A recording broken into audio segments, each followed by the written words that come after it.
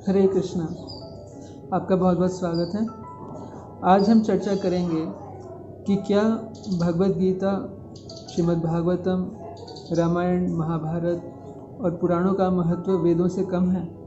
भगवद गीता संसार के सबसे प्रचलित और सबसे जाने माने ग्रंथों में से एक है। सारा संसार भगवद गीता के महत्व को अच्छी तरह से समझता है और उससे लाभ भी उठाता है, लेकिन अज्ञान के कारण कई लोग इस तरह की बात करते हैं कि भगवद गीता का जो महत्व है वो वेदों से कम है। 4 वेद हैं वैदिक शास्त्रों में, ऋग्वेद, यजुर्वेद, सामवेद और अथर्ववेद। उसके अलावा वैदिक शास्त्रों में पुराण है, महाभारत है, रामायण है, इत्यादि कई ग्रंथ हैं। इन ग्रंथों को 2 भागों में विभाजित किया गया है, श्रुति और स्मृति। तो भगवद गीता जो है उसके बारे में कहा गया है आदि शंकराचार्य के द्वारा। वे कहते हैं, ओम पार्थाय प्रबोधितां भगवतां नारायणेन स्वयं व्यासेन ग्रथितां पुराण मुनिनां मध्ये महाभारतम। कि भगवद गीता का उपदेश भगवान श्री कृष्ण ने, जो कि आदि नारायण है, मूल नारायण है, स्वयं नारायण है, उन्होंने अर्जुन को भगवद गीता का उपदेश दिया और उस उपदेश को भगवान व्यास देव जी ने महाभारत में सम्मिलित किया।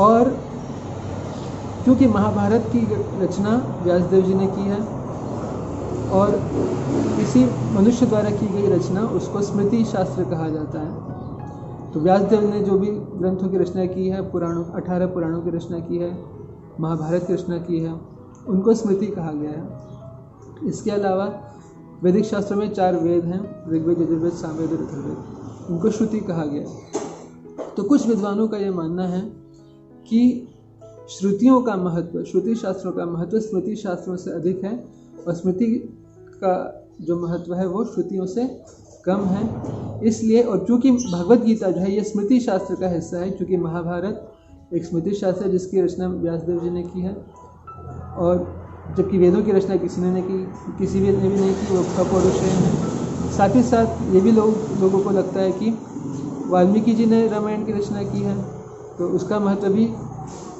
जो श्रुति शास्त्र है, जो वेद हैं, उससे कम है।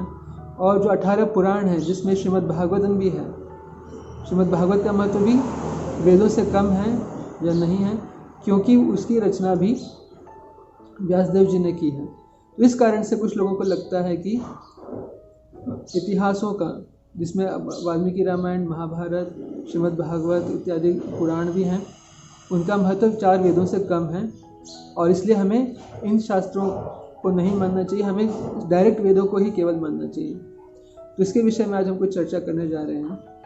तो पहले हमें यह समझना होगा श्रुति शास्त्र और स्मृति शास्त्र में क्या अंतर है। श्रुति और स्मृति शास्त्र में अंतर सिर्फ इतना ही है कि जो स्मृति शास्त्र हैं उनका लाभ संसार का हर व्यक्ति, हर मनुष्य उठा सकता है। श्रुति शास्त्र जो होते हैं उनको 4 वेदों में विभाजित किया गया है, ऋग्वेद, यजुर्वेद, सामवेद और अथर्ववेद। लेकिन उन्हीं श्रुति शास्त्रों में जिनमें उपनिषद भी शामिल होते हैं, उपनिषदों में इतिहासों और पुराणों को, इनको पंचम वेद कहा गया है।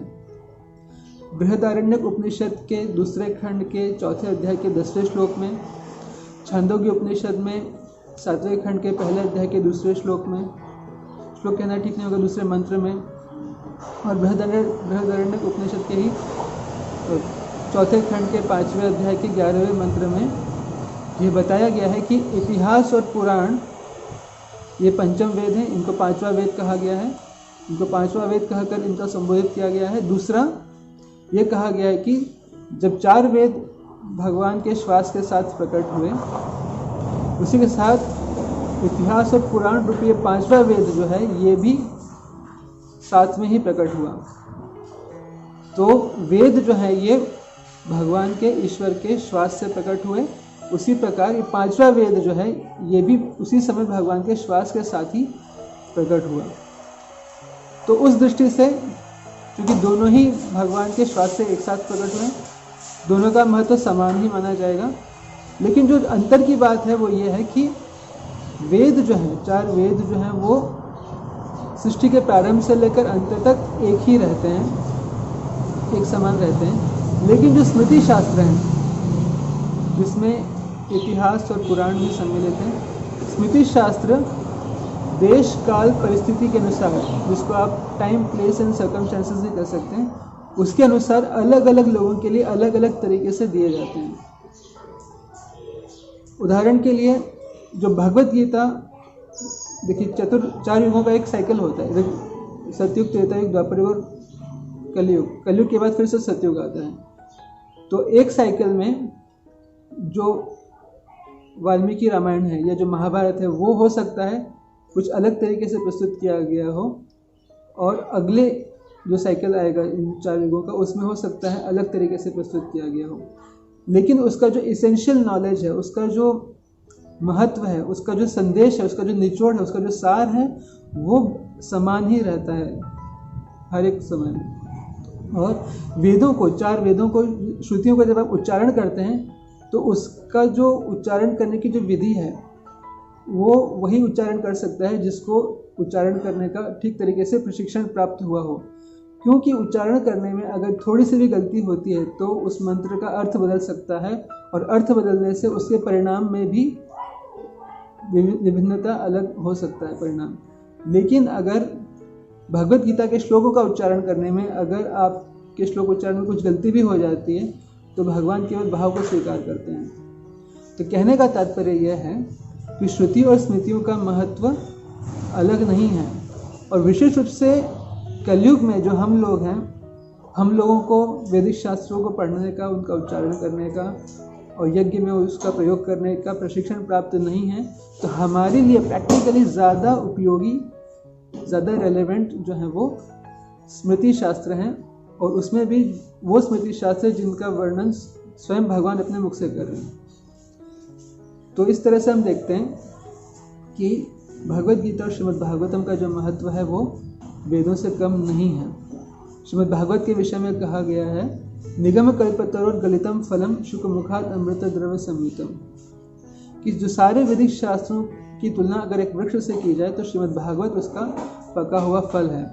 और भगवत गीता के विषय में भी कहा गया है आदि शंकराचार्य के ही द्वारा। वे कहते हैं कि जैसा हमने अभी चर्चा किया, ओम पार्थाय प्रबोधितम भगवतम नारायण स्वयं नारायण ने, स्वयं श्री कृष्ण ने गीता का उपदेश किया। और वे कहते हैं कि सर्वोपनिषदो गावो भोक्ता गोपाल नंदना दुग्धा गोपाल नंदना पार्थो वत्स सुधीर भोक्ता दुग्धम गीतामृतम मात। अगर आप सारे वेदों की तुलना अगर एक गाय से करें तो गीता जो है उसका गाय का दूध है, और उसका दोहन करने वाले स्वयं गोपाल नंदन भगवान श्री कृष्ण हैं। तो इस अंतर को हमें समझना होगा। महत्व की दृष्टि से श्रुति और स्मृति, इनका महत्व कम नहीं है, उनका महत्व अलग नहीं है। दूसरी तरफ ये भी कहा गया है कि इस समय में, वर्तमान समय में, चूँकि हमें श्रुतियों को पढ़ने का, उसको समझने का प्रशिक्षण प्राप्त नहीं है कई कारणों से, कलयुग के प्रभाव के कारण, इसीलिए हमारे लिए स्मृतियों के माध्यम से ही श्रुति को समझना पड़ेगा। और जो पुराण है और जो इतिहास है उनकी रचना ही इसलिए की गई है कि श्रुतियों का जो संदेश है उसको हम अच्छी तरीके से समझ सकें। और ये कहना, श्रुतियाँ स्वयं ये बात कह रही हैं, ऐसा नहीं कि कोई और व्यक्ति कह रहा है इस बात को। श्रुतियों में स्वयं ये बात कही गई है कि इतिहास और पुराण जो है ये पंचम वेद हैं। तो अगर उनका महत्व में अलग होता, उनका महत्व अलग होता तो इतिहास और पुराणों को पंचम वेद नहीं कहा जाता। तो सार यह है कि कलयुग के लिए विशेष रूप से हम लोगों के जीवन के लिए प्रैक्टिकल लेवल पे जो सबसे महत्वपूर्ण है वो है श्रीमद् भागवत गीता और श्रीमद् भागवत जैसे इतिहास और पुराणों को पढ़ना और समझना और उसको अपने जीवन में उतारना। वो हमारे लिए ज़्यादा आसान है, ज़्यादा प्रैक्टिकली एप्लीकेबल है। हरे कृष्ण।